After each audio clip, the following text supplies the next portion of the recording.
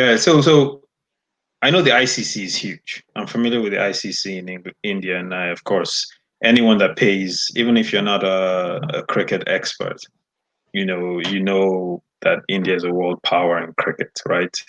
So they seem to get it right, right? Oh, absolutely.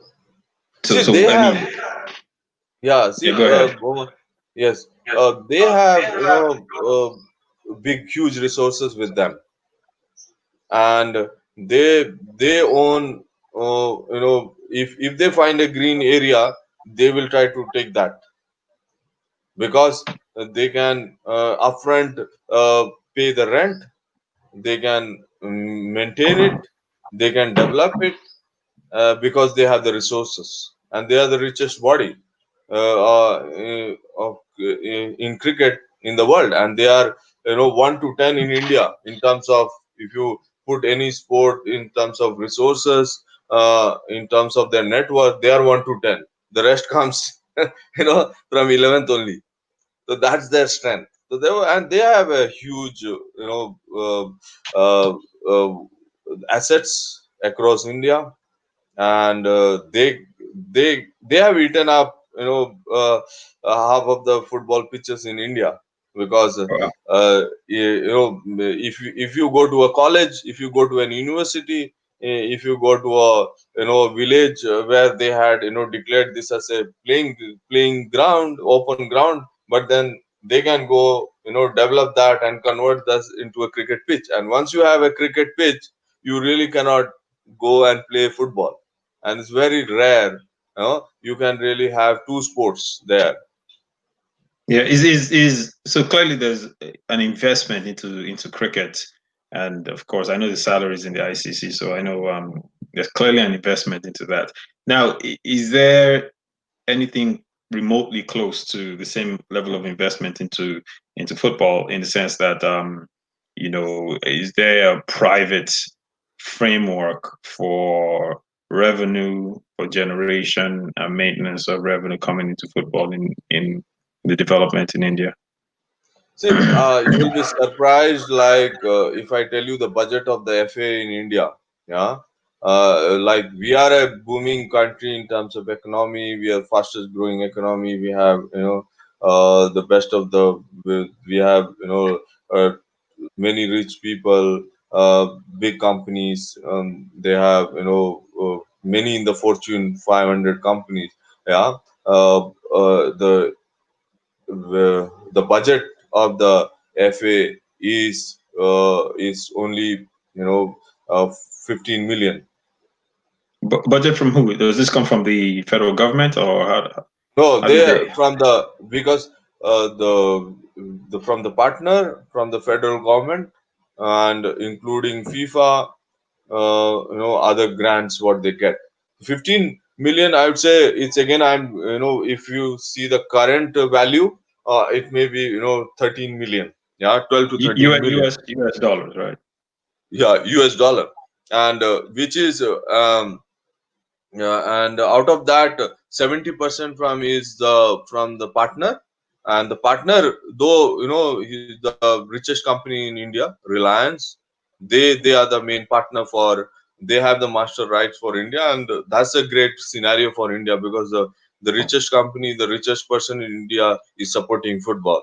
So it's a very positive development. The last 10 years they've been a partner, but the whole FA, a country for a 1.35 billion, this is, a smaller country has got better budget than this.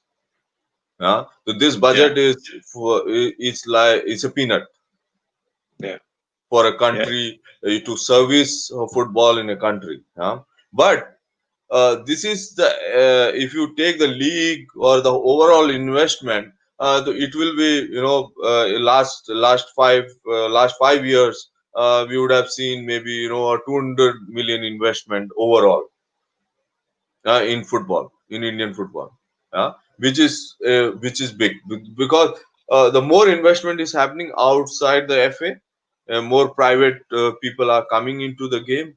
Yeah, because we have the Indian Super League, which is the top league.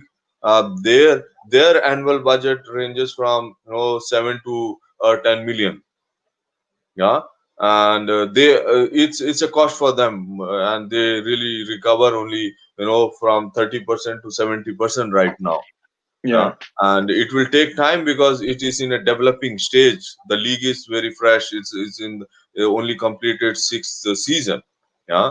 And it will take some time for them to get the value back, and that will happen because the good thing is, though cricket is number one sport, but you will be surprised to hear that in the age bracket of 5 to 20, football is the number one sport in terms of following. Yeah, but Yeah. unfortunate part is, all of them are not followers of local football, which is a, again, they are the followers of Barcelona's, Manchester United, Real Madrid. But then the good thing is they follow football. Now, how you create opportunities for them to be part of local football, and if we can do that, therefore you have 200 million fans, Yeah. which is, can explode, That's which huge. is, it means 200 million fans means you can, the value is, say 5 billion. You can create the value of 5 billion in terms of commercial value. Yeah, if you can Yeah. engage them that way. So therefore what I see is the potential is huge. Yeah, the opportunities are there. And as you asked, what is that, the local people, in terms of as a business case. Yeah, there are now, more than 1,000 academies across the country, which is, privately done, and they all are commercially operating. Yeah, but it is still, I would say 90% of them are not successful because, they don't have their own assets in the whole thing. So we are a, very weak in the infrastructure part, the facilities part, because still, though those academies, those privately owned, they use the school pitches or a college pitch or some, a privately owned land, and they really don't own. So when you don't own, your cost of operation is very high.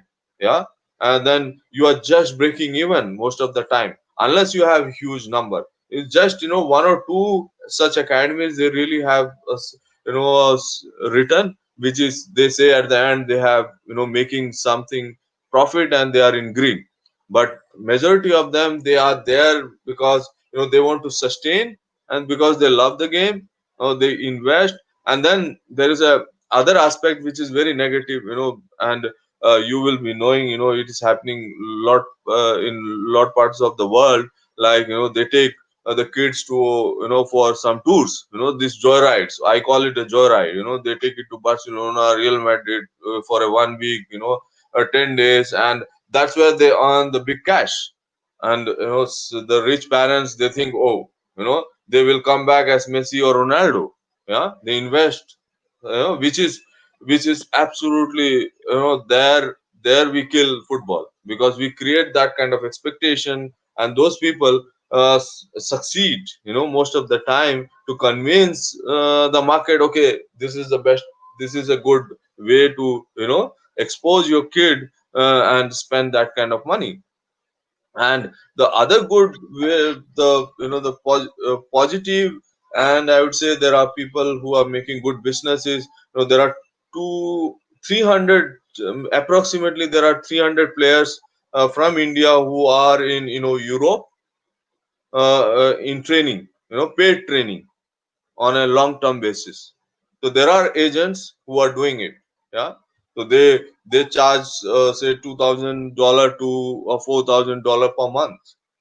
Yeah, and they are studying as well, which is a, it's again, it shows the economy, the local economy, where the money is. But some of them are, taking advantage of that situation and taking them, and there is no one has really come back and, saying, okay, I'm ready to play, at a level.